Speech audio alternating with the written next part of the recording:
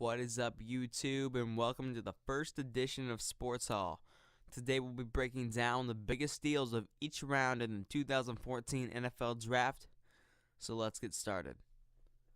The biggest steal out of the first round this year has to be Teddy Bridgewater, for many reasons. One, he's the most pro-ready NFL QB in the entire draft. He's consistent, he's accurate, he's got great mechanics and pocket awareness, and all those are skills that are going to translate immediately to the NFL.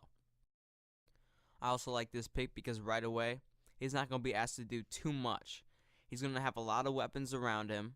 One is a Hall of Famer, and their defense just keeps on getting better, so they're going to be close in games, most likely. And also, I like this pick because they only traded up a fourth and a second round pick to get to the Seattle pick ahead of Houston. I don't know if Houston was going to take Teddy Bridgewater, but there was a really good chance of it. They needed a quarterback, and Teddy Bridgewater was still on the board. So overall, I think this is one of the best moves in the entire draft, and kudos to the Vikings. The biggest steal of the second round this year, in my opinion, has to be Timmy Jernigan going to the Ravens. With this pick, they filled a big need with a big talent.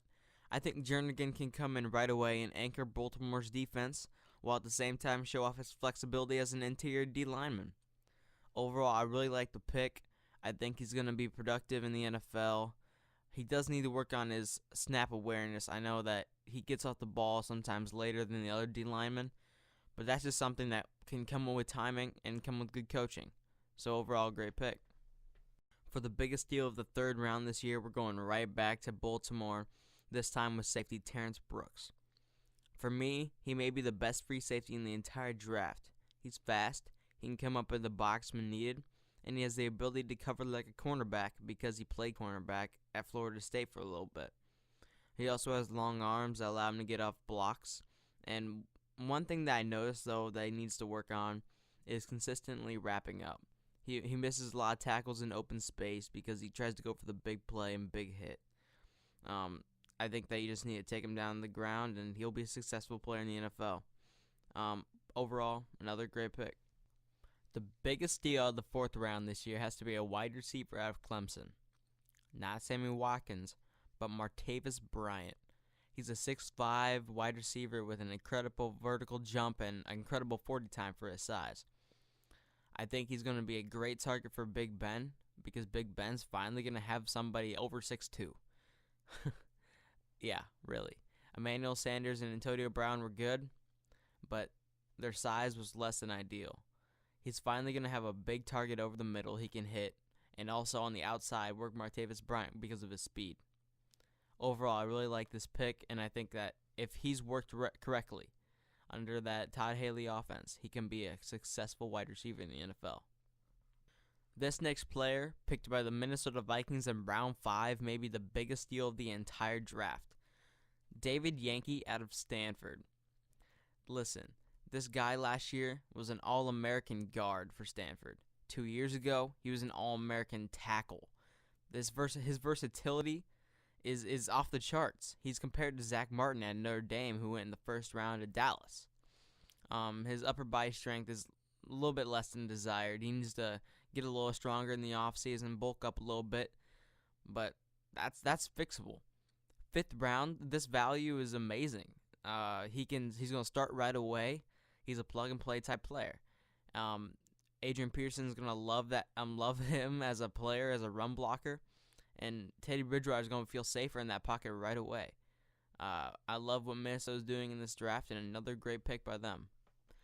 Anytime you can get a second round or third round talent in the sixth round, it's a steal. When it's a quarterback, that's even more power to you. That's exactly what the Tennessee Titans did with Zach Mettenberger at LSU.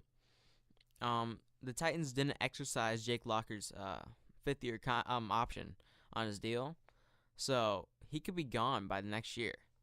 And Zach Mettenberger is a pro-ready quarterback. He has a strong arm. He's accurate.